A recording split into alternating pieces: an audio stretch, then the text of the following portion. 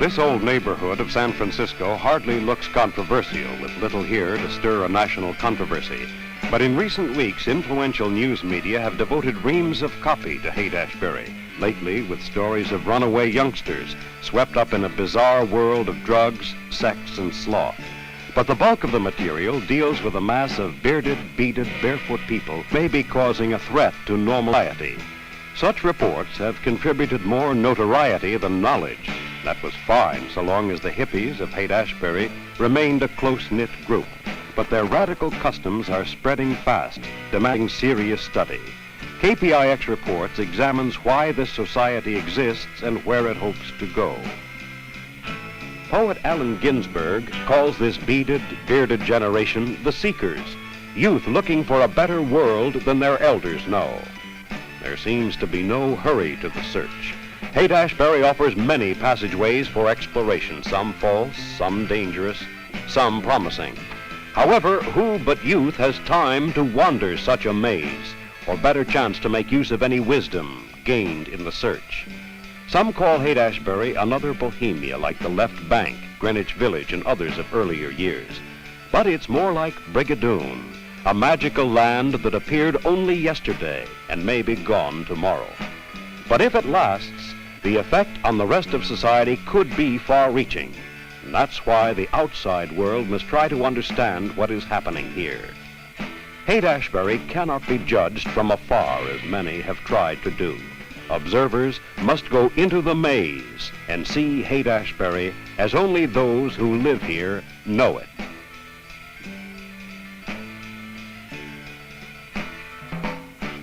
Michael McClure, a poet-playwright with a wide following among the avant-garde and a respected standing among literary critics around the world, is a resident of Haight-Ashbury and was years before it changed character. He welcomes the new scene he sees around him. In his eyes, Haight-Ashbury is more a neighborhood than ever. The places he sees and visits daily mean more to him than the outsider would suspect. One of his first stops is usually the Psychedelic Bookshop, the hub of Haight-Ashbury. This is a psychedelic shop full of books and records. This is what started January 1st, 1966 in the new rock and roll Montparnasse Haight-Ashbury district of San Francisco. This was the beginning of the beaded, velvet, long-haired leather eternity.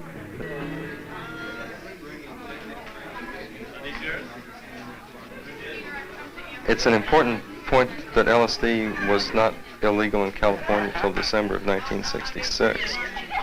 Before that time, the Psychedelic Bookshop could openly and avowedly be a center for, legally, openly and avowedly be a center for the distribution of information about psychedelic drugs, psychedelic chemicals, psychedelic experimenting, and psychedelic art and psychedelic literature. At this point, it can still openly do so, and that is the function of it. It is the center of a psychedelic community.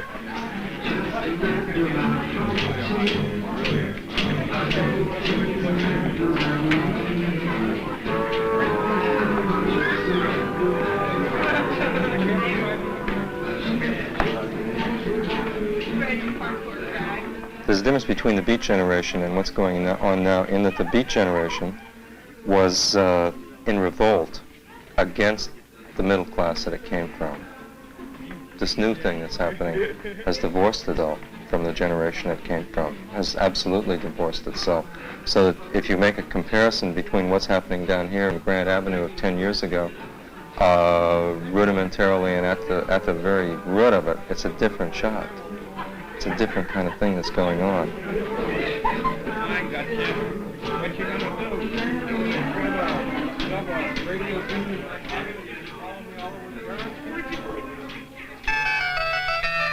When Haight Street was just Haight Street before the people got here, it was like tolerant, interesting, pleasant neighborhood. It's become rather beautiful now. The neighborhood is much better to live in now. When I first moved into the neighborhood, there was a certain amount of narcotics in the neighborhood. There was a certain amount of prostitution in the neighborhood, and I don't see any of that now. The young people have come in, they've taken over the neighborhood, and they've really cleaned it up. But I think it was the integration and the freedom of the integration and the tolerance, that is, between the Russians, the Negroes, the Ukrainians, the older people that lived here, made a kind of tolerance for the long-haired young people as they came in. They weren't stared at, they weren't laughed at, they weren't mimicked, and they dug it. So they stayed here, and then more of their friends came in, and it was just a natural place to go. Across the street from the Psychedelic Bookshop is the Print Mint, and inside, the Co-op Job Center. One serves the hippie's mind, the other his stomach. Here it's a community within itself, so work is like a realistic necessity in many cases. I don't think people work unless they have to. Whether they have to, like, for psychological reasons to keep their head straight, or whether they have to for financial reasons to keep their body fit. But work is like realistic, and within a community, work becomes a realistic item, and work is necessary for most people. So something like the Hip Job Corps is there and serving a real function. Hip Job Corps, HIP standing for Haight-Ashbury Independent Proprietors, and getting jobs for these strange-looking people who otherwise might have a bit of a time getting a job now.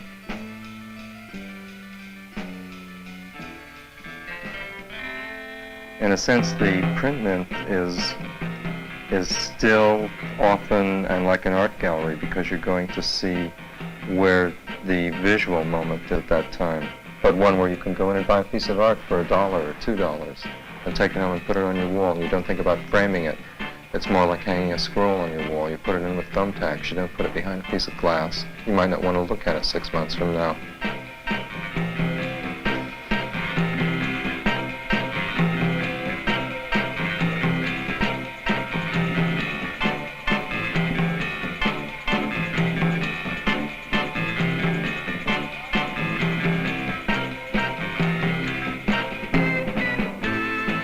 The reason this new psychedelic art and new psychedelic style is so attractive to the young is most of them have had psychedelics, or they've been with somebody who had, and they've gotten a contact high, and they're thrilled by color, and they're thrilled by the freedom from their own brains that allows them to dance, not freedom from their intelligence, but freedom from the standard channelings of their thinking, so that they can move, so that they can see one bright color, that the same way you look at wildflowers in a field. And there's a green one next to a purple one, next to a blue one, next to a white one, next to a red one, and it's beautiful.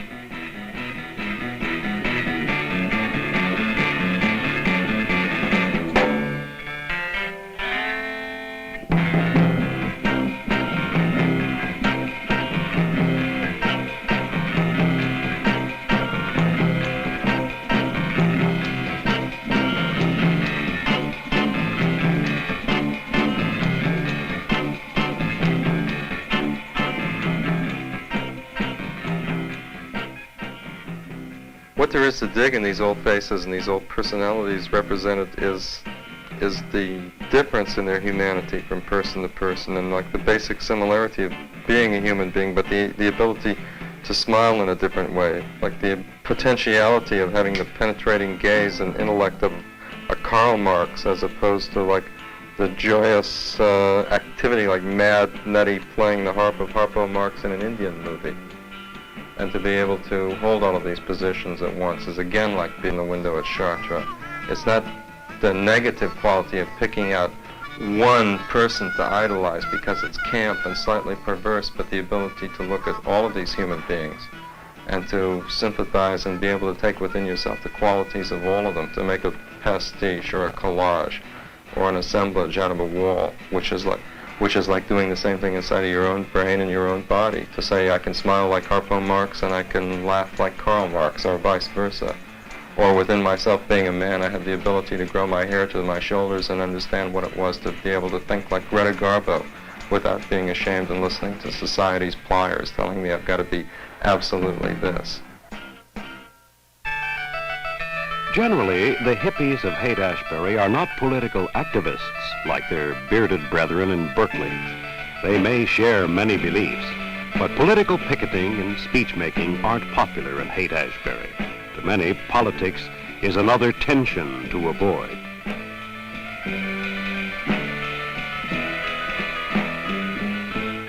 There's been like a new vitality brought into the neighborhood and a changeover. And you even go in some places and find merchants who begin to maybe wear a string of beads around their neck, who were here before, who've been turned on by it. And there's been a gradual affection and simpatico that's grown for the rock and roll people, for the hippie people. It's definitely on their side now.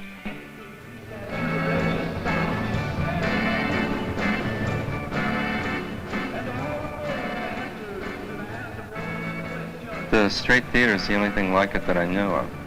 There are big auditoriums set up for electronic music in Europe.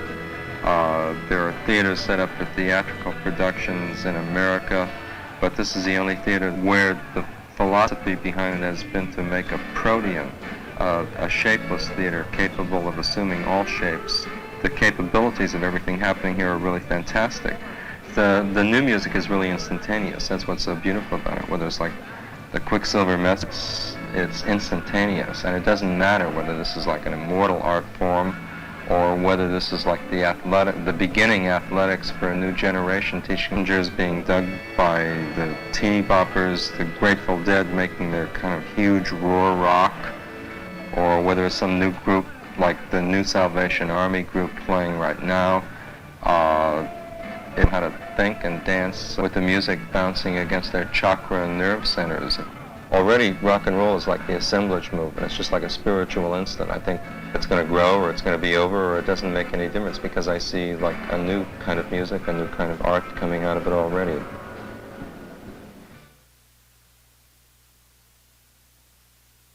Today my play, The Beard, is being rehearsed here. Billy Dixon is playing the part of Jean Harlow and Richard Bright is playing the part of Billy the Kid. The play is a kind of a rite. It wouldn't matter too much whether the players were Christ and Magdalene or Mars and Venus together. It's a rite.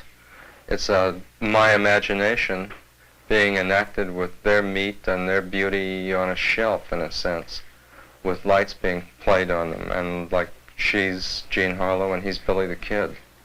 And they're together in eternity, and it's a kind of blue velvet eternity. You think everybody hits a one? How should I? What do you think? Sure. I don't. Don't what? Think we hit a one. Yeah? Stay a good long distance away from me. Why not? Well, maybe they are. Or what? Divine, maybe they're divine and don't know it.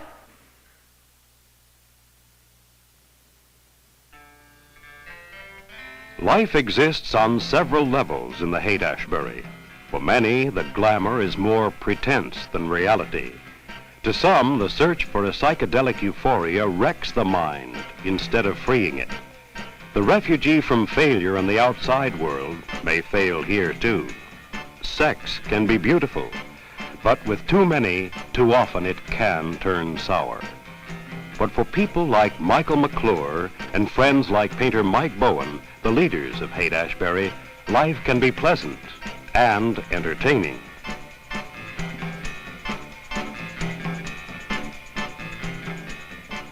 Mike Bowen has sort of become the Mr. Haight-Ashbury district.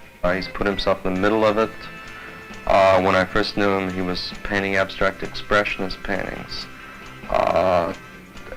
He leaves these things behind him. He makes a new self.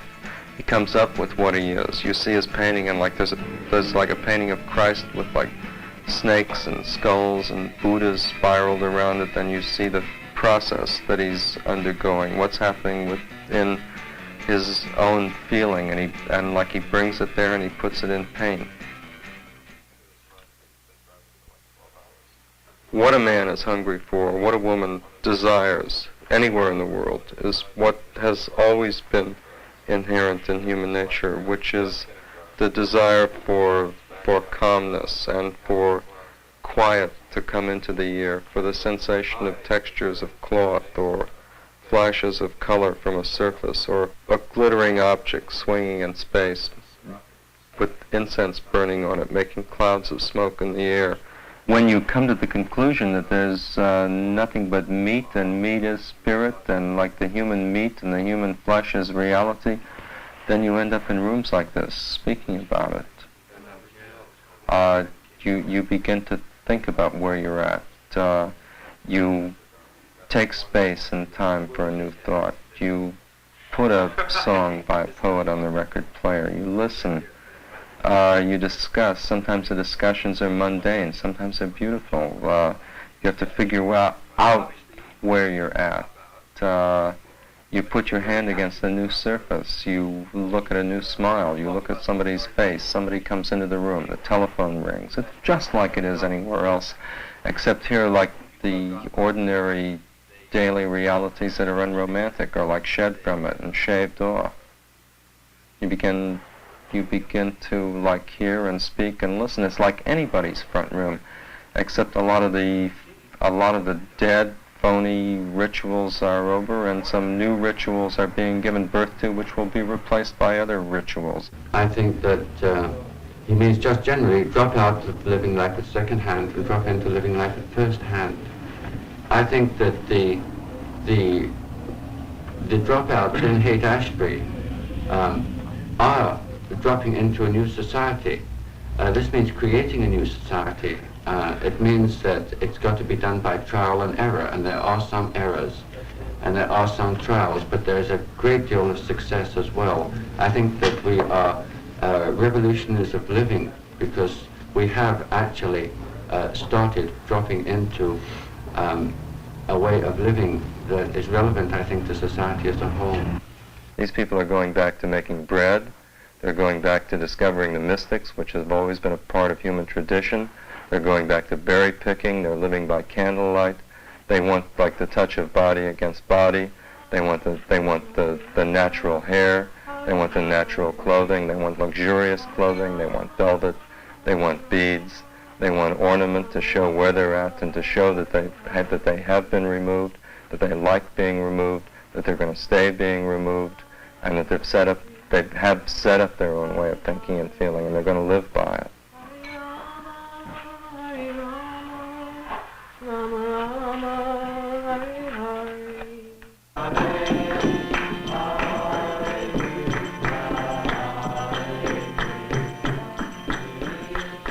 This is a Krishna kirtan conducted by Swami A.C. Bhaktivedanta in a storefront near Kezar Stadium. The hour is 7 a.m. The purpose, expanded consciousness without drugs. Mystical Oriental religions like this are spreading rapidly in Haight-Ashbury and in part explain much of the introspective nature of the district. The standard Judeo-Christian morals have just blown the coop. They're done for. One of the things that these young people are discovering is a quality of being holy. They're interested in the kirtan, the mantra singing. They're reading the mystics. They're interested in mystic experience.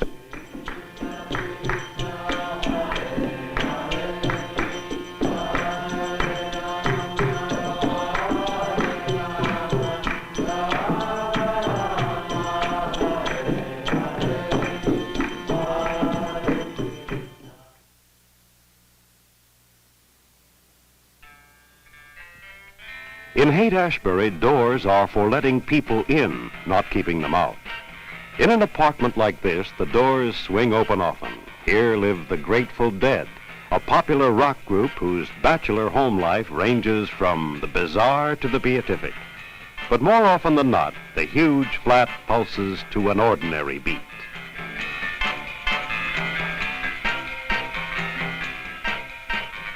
The Grateful Dead are roar rockers. They're the rockers that roar, the rock and rolls that blast out sound. Beautiful freak out zap style.